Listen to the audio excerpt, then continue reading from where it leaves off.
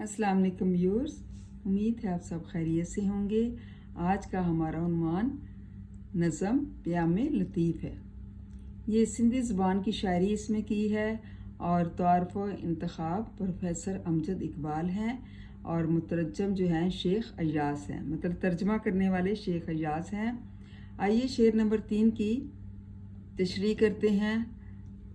चारा साज़ों में बैठना सीखो, फिर ना होगा कभी कोई आज़ार, रास आएगा उनका कुर्ब तुम्हें जो बदलते हैं फितरते बीमार। ये नज़म सिंध के अज़ीम सूफ़ी शायर और फ़िलासफ़र शाह अब्दुल लतीफ़ भटाई के सिंधी कलाम शाह जो रसालो का उर्दू तर्जमा है। शाह अब्दुल लतीफ़ भटाई ने अपनी जो है शायरी में दुनिया को मुतासर किया, जिसमें अल्लाह की मखलूक से मोहब्बत करने का दर्स दिया गया। अगर परवरदिगार से मोहब्बत करनी है तो इसकी मखलूक से प्यार करना होगा। आपने हमेशा मोहब्बत, अमन और इंसान दोस्ती का पैगाम दिया।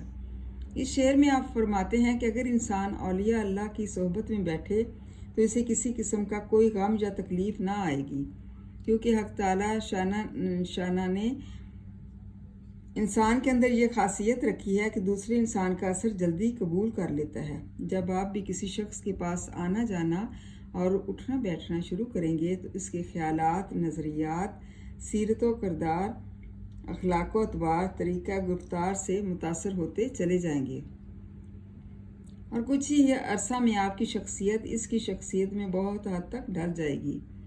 इससे मालूम हुआ कि सामने वाले की बातों और इसके तौर तरीक़ों का आप पर अच्छा या बुरा असर ज़रूर पड़ेगा। कुरान करीम और अहादीस में इंसान की इस नफ्सियाती कैफियत को मद्देनज़र रखकर जाब नेक लोगों की सोहबत पर ज़ोर दिया गया है।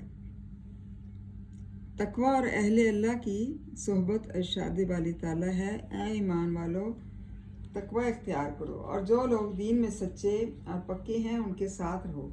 शायर कहता है कि ऐसे लोगों की सोहबत गुनाहगारों और स्याकारों के लिए बहुत फ़ायदेमंद होती है। औलिया अल्लाह की सोहबत में इंसान के लिए गुनाहों को छोड़ना आसान हो जाता है। अच्छी सी दिल में इत्मीनान और सुकून की कैफियत पैदा हो जाती है। ज़िंदगी में बरकत आ जाती है। नामुवाफ़िक हालात और परेशानियों का मुकाबला करने की हिम्मत पैदा होती है। मतलब जब हम अच्छे वलीउल्लाह की सोहबत में बैठते हैं तो हमारे ऊपर जो है वो अच्छाई का ज़्यादा असर होता है और इस तरह से इंसान में अच्छाइयाँ ज़्यादा आती हैं और वो बुराई से दूर होता चला जाता है। उम्मीद है तलबा आपको इस शेर की समझ आ गई होगी कि इंसान किस कदर जल्दी जो है दूसरे इंसान का असर कबूल कर लेता है। इसको अच्छी तरह से याद करें, लर्न करें।